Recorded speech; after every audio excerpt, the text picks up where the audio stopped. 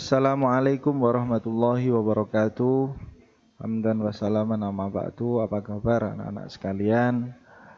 Bertemu kembali di dalam video pembelajaran sejarah Indonesia untuk kelas 10. Minggu ini kita akan memasuki bab kelima atau pembahasan kelima dengan tema antara kolonialisme dan imperialisme.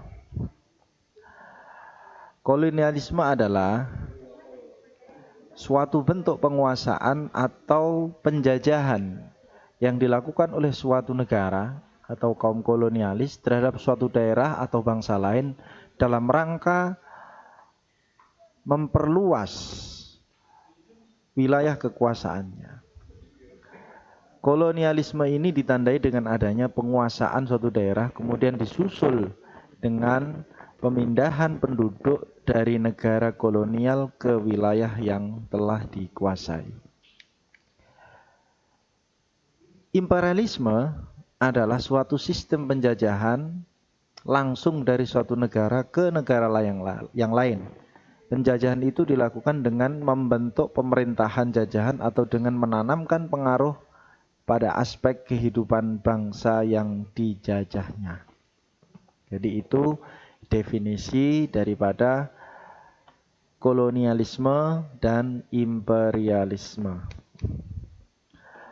Nah, adanya proses kolonialisme ini dipusatkan pada dunia timur khususnya atau kepulauan Indonesia karena pada waktu itu pada abad 15 bangsa-bangsa barat mencari sumber-sumber rempah yang berada di timur yang disebabkan oleh banyak hal.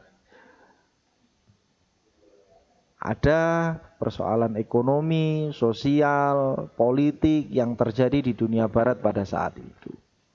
Dan juga kebutuhan akan rempah-rempah yang mendorong pencarian daerah-daerah utama penghasil rempah-rempah serta semangat dalam menyebarkan agama Nasrani itu juga merupakan pendorong kuat pencarian dan penaklukan daerah-daerah baru atau reconquista.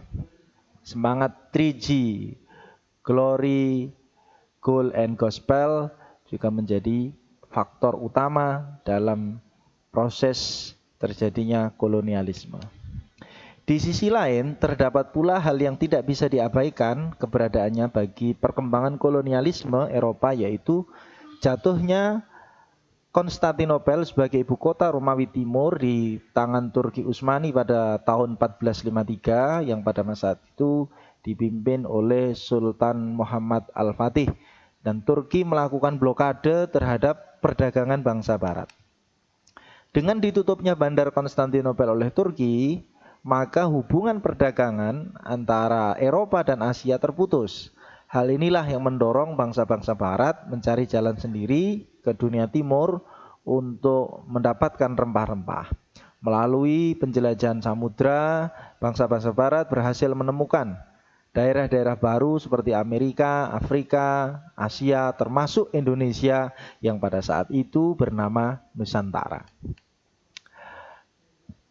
Diawali oleh bangsa-bangsa dari Portugis dan Spanyol yang berhasil mendarat di Nusantara, kemudian disusul bangsa-bangsa lain seperti Belanda, yang pada mulanya mereka itu berdagang dengan membentuk kongsi dagang namanya Verenigde Oost-Indisch Company atau VOC, lalu kemudian mereka menguasai hampir seluruh wilayah Nusantara dan menjajahnya.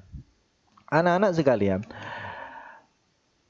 dalam proses kolonialisme atau imperialisme yang terjadi di Indonesia ini bukan semata-mata hanya proses penguasaan yang dilakukan oleh bangsa-bangsa Eropa khususnya Belanda kepada bangsa Indonesia atau wilayah di Nusantara, tetapi merupakan proses yang sangat panjang di mana di sana ada proses penguasaan, ada proses pembelian, ya.